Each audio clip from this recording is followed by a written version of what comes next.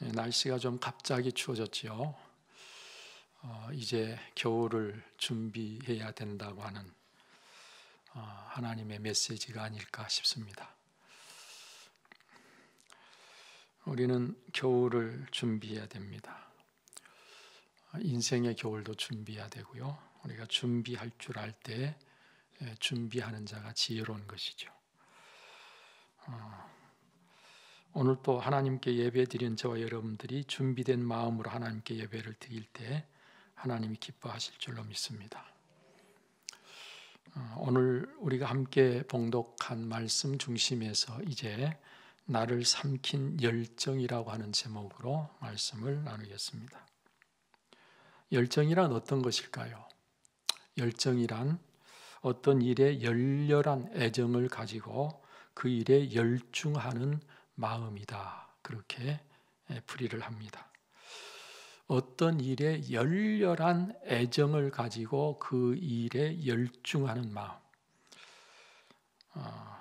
이렇게 열정을 가진 사람에 대해서 성경 속에서 그런 인물을 찾아본다면 구약에서는 다윗과 같은 인물이 아닐까. 신약에서는 바울 사도와 같은 인물이 아닐까 그렇게 생각을 하게 됩니다.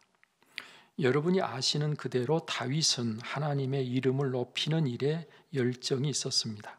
그래서 하나님의 군대가 모욕을 당하고 있는 것을 참아보지 못해 상대가 누구든지 당시 최고로 크고 강하여 싸움을 잘하기로 소문나서 그와 맞서 싸울 자가 없었는데도 불구하고 달려나가서 그 골리앗과 싸워 그를 한 방에 물리친 것이 바로 그가 열정의 사람이었음을 우리에게 보여주고 있는 것입니다.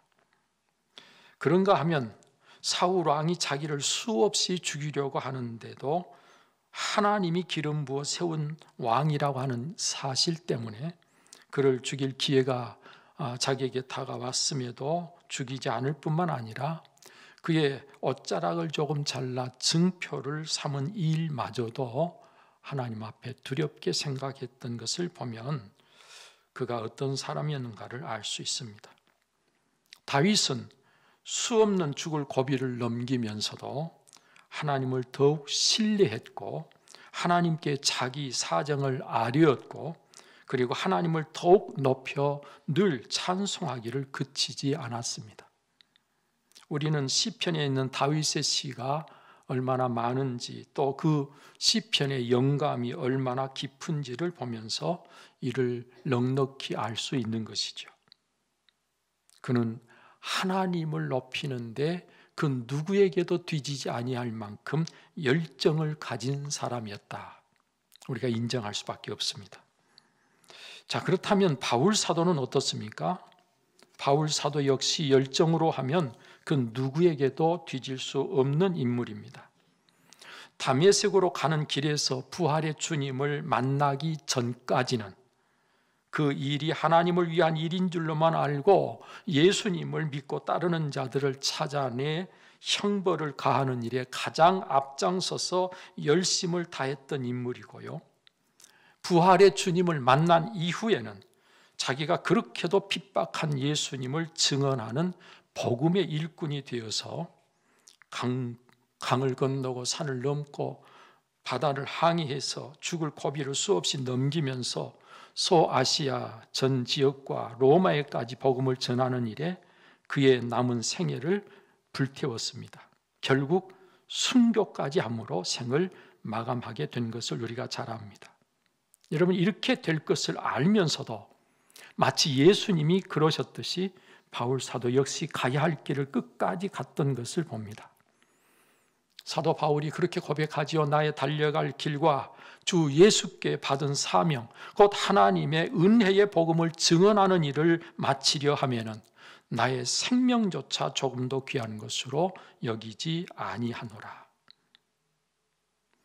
전제와 같이 내가 벌써 부음이 되고 나의 떠날 시각이 가까웠도다. 나는 선한 싸움을 싸우고 나의 달려갈 길을 마치고 믿음을 지켰으니 이제 후로는 나를 위하여 의의 면류관이 예비되었으므로 주 곧 의로우신 재판장이 그날에 내게 주실 것이며 내게만 아니라 주의 나타나심을 사모하는 모든 자에게도니라 라고 그는 말씀하고 있습니다.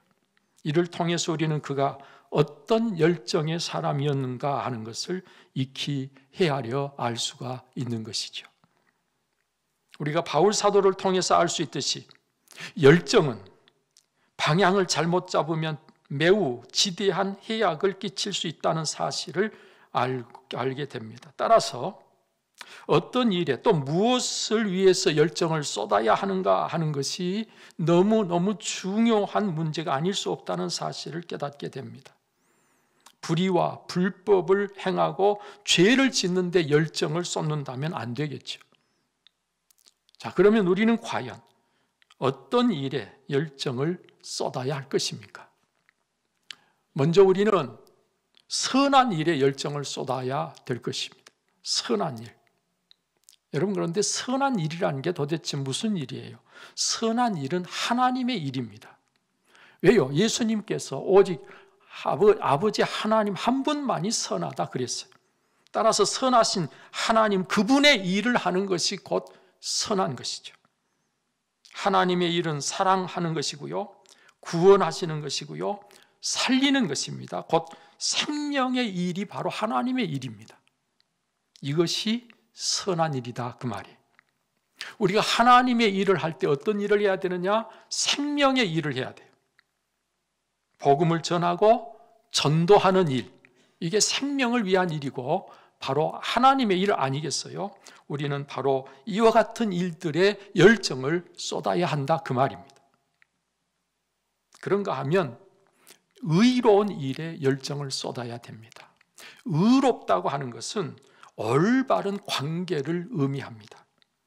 하나님과의 올바른 관계는 오직 믿음으로만 가능합니다. 따라서 의로운 일이라고 하는 것은 곧 믿음의 일이기도 합니다. 믿음의 일이란 주님께 전적으로 순종하는 일입니다. 그러면 주님과의 관계가 좋은 관계가 될 수밖에 없습니다. 또 사람들과의 바른 관계는 사랑으로 가능해집니다. 따라서 의로운 일이란 사랑의 일이기도 한 것입니다. 사랑은 용서와 섬김으로 실천되어질 때 비로소 그 실체가 드러납니다. 여러분, 우리가 의로운 일을 한다, 그 말은 다른 말로 말하면 믿음의 일을 하고 사랑의 일을 해야 된다 그 말입니다. 저는 오늘 이 시간 여러분들이 믿음의 일과 사랑의 일에 열정을 쏟는 여러분들이 되시기를 바랍니다. 그런가 하면 오늘 우리는 진리에 열정을 쏟아야 됩니다. 하나님의 말씀이 진리죠. 또 말씀이 육신이 되어 우리 가운데 오신 예수 그리스도가 곧 진리시죠. 예수님께서 친히 내가 곧 길이요 진리요 생명이니 그랬어요. 예수님 자신이 진리라는 것입니다. 여러분, 그러므로 진리 되시는 예수 그리스도를 쫓아 그분을 닮아 살아가는 일에 열정을 쏟아야 하는 것 아니겠습니까? 이는 또 말씀을 우리가 깨닫고 그 말씀을 행함으로 말씀이 나의 삶이 되도록 하는 것이 열정을 쏟아야 될 우리의 열정의 방향이다, 그런 말입니다.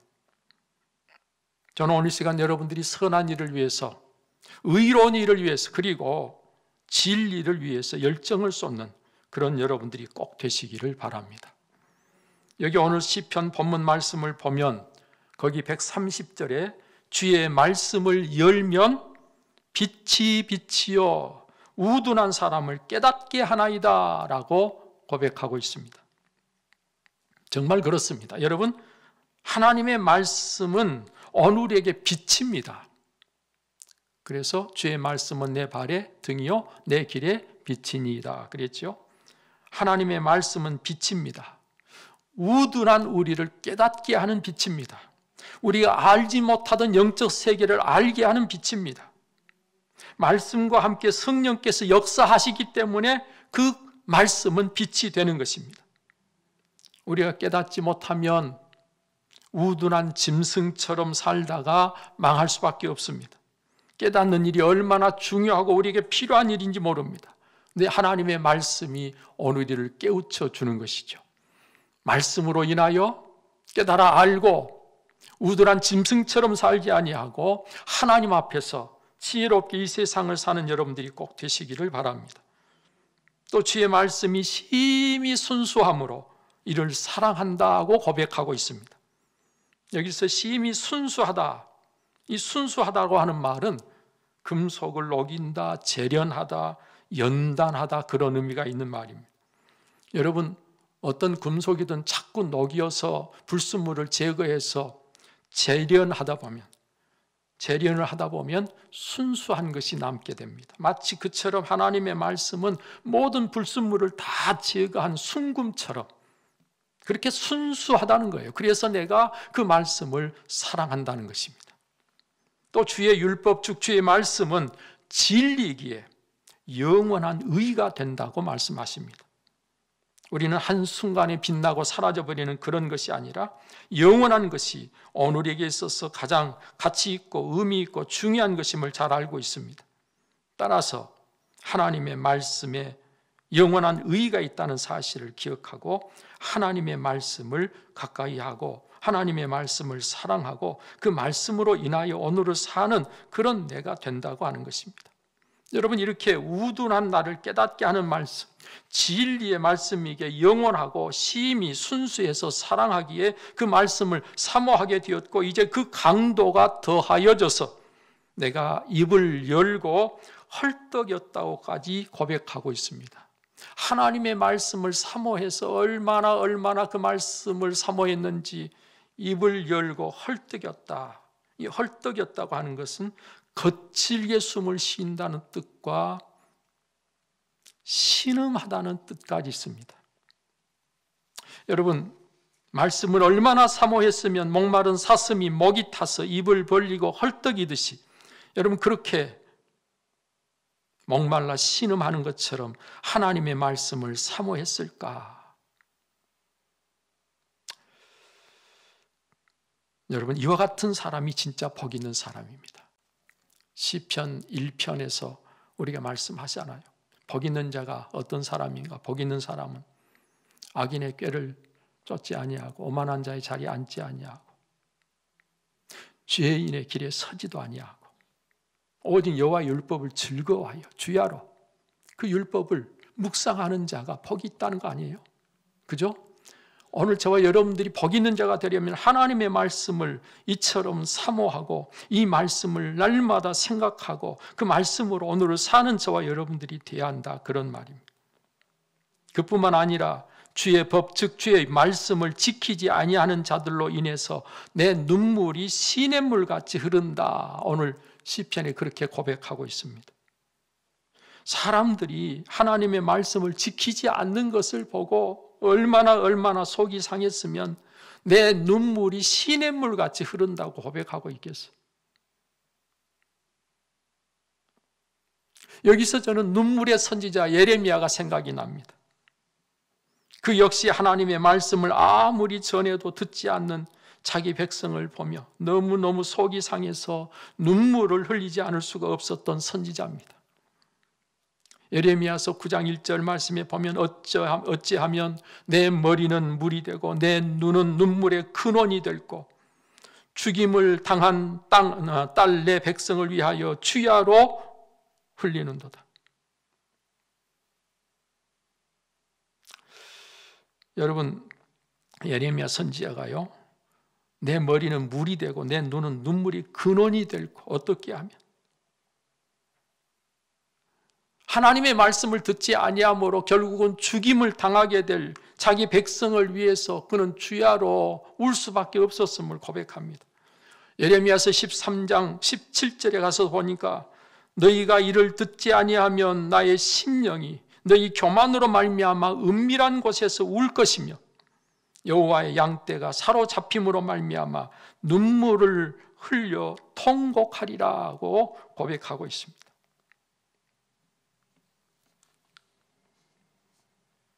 하나님의 말씀에 대한 열정이 얼마나 큰지, 내가 하나님의 말씀을 듣고 깨닫고 그 말씀대로 사는 정도가 아니라 다른 사람이 하나님의 말씀을 안 듣는 것을 보고 눈물을 흘리면서 그 눈물이 시냇물같이 흘렀다는 거예요.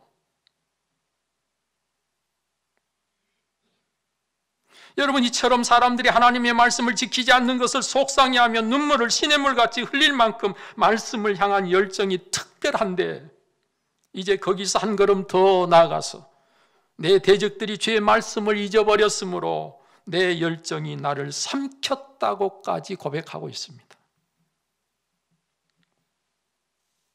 나를 삼켰다고 하는 것은 말씀에 대한 열정으로 나라고 하는 존재마저 정작 없는 것 같이 돼버렸다는 거예요.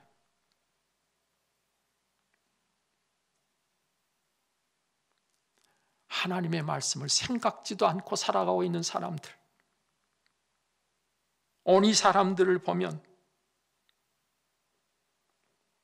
눈물을 흘리는 정도를 넘어서서 이제는 그것이 나를 삼켜버렸다고 고백하고 있는 오늘 이 고백의 말씀을 들으면서 오늘 저와 여러분들은 과연 하나님의 말씀에 대해서 어떤 태도와 자세를 가지고 오늘을 살고 있는지를 되돌아보지 않을 수가 없잖아요. 말씀에 대한 열정이 이랬기에 나의 발걸음을 주의 말씀에 굳게 세워주심으로 죄악이 나를 주관하지 못하게 해달라고 기도하고 있습니다. 주의 율례 즉 주의 말씀으로 나를 가르쳐달라고 요청하고 있습니다. 그리고 내가 미천하여 멸시를 당할 때에도 주의 법도를 즉 주의 말씀을 결코 잊지 아니하였다고 고백합니다. 따라서 그는 환난과 우환이 내게 미쳤지만 주의 계명은 곧 주의 말씀은 나의 즐거움이었다고 고백하고 있는 것입니다. 여러분, 말씀을 잊지 않고 있을 때 죄악이 나를 넘어뜨리지 못하고 말씀을 기억하고 살 때 환난 중에도 말씀이 주는 위로와 기쁨이 있었다는 것이죠. 저는 여러분들이 바로 그런 말씀에 대한 체험을 가지고 오늘을 살아가는 여러분들이 꼭 되시기를 축복합니다. 사랑하는 여러분들이요, 여러분들은 무엇을 향한 열정으로 오늘을 살고 계십니까? 그냥 죽지 못해 살고 계신 분은 안 계시겠죠.